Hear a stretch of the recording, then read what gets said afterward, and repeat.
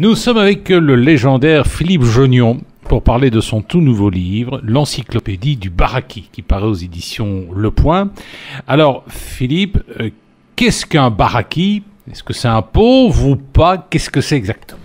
Non, les barakis, le baraki n'a rien à voir avec ses moyens. Il y a des barakis riches, il y a des barakis pauvres, il y a des barakis de classe moyenne également.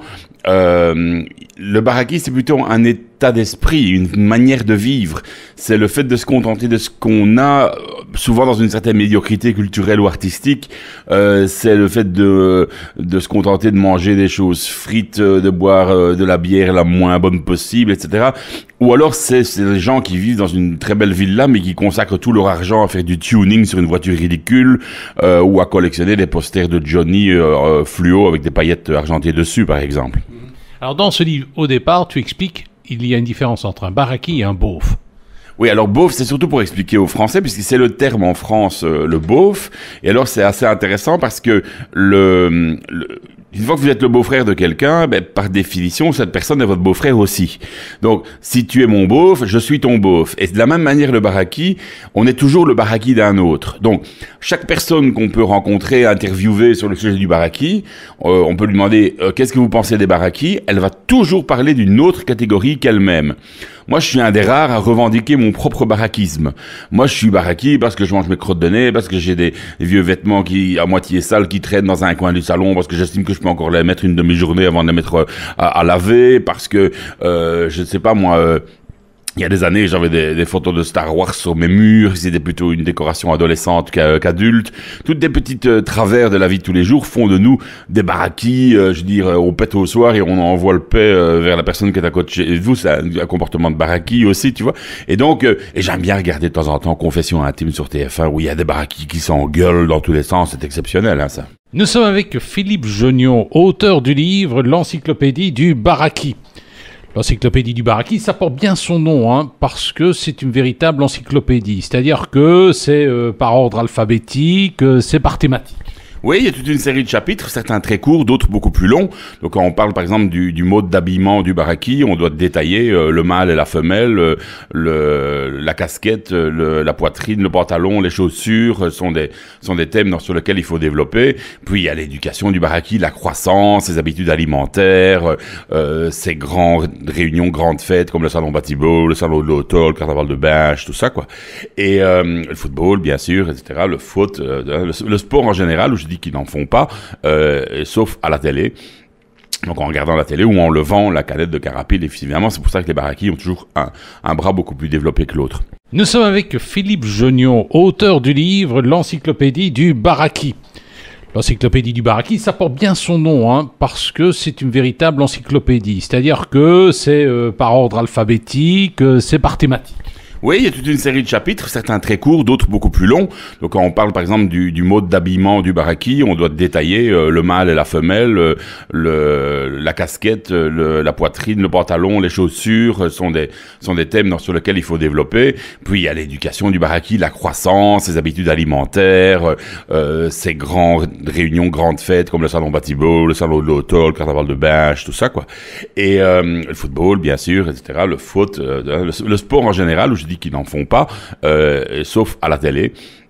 Donc en regardant la télé ou en levant la canette de carapil, évidemment, c'est pour ça que les barakis ont toujours un bras beaucoup plus développé que l'autre. Nous sommes avec Philippe Jonion et avec lui on parle de son dernier livre qui sort, l'encyclopédie du Baraki. Alors évidemment, moi je me suis intéressé à toute une série de chapitres. Il y a des chapitres qui m'intéressent un peu plus que d'autres, notamment la radio. Ah oui, la radio c'est quelque chose, parce qu'il y a les radios baraki, il y en a plein, quoi. Donc, il y a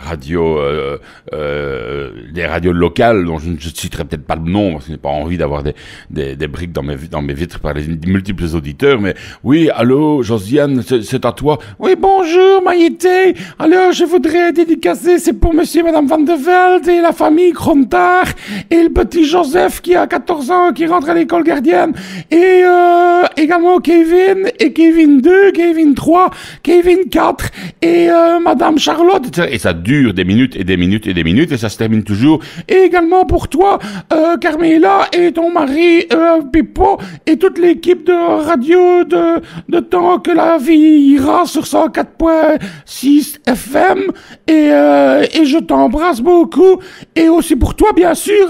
Et alors ça dure. C'est exceptionnel quoi. Et ensuite, et maintenant voici donc Vincent Franck Michael avec son nouveau succès, Toutes les femmes sont moches. Eh ben, nous étions avec Philippe Genion et avec lui on a parlé de son encyclopédie du baraki.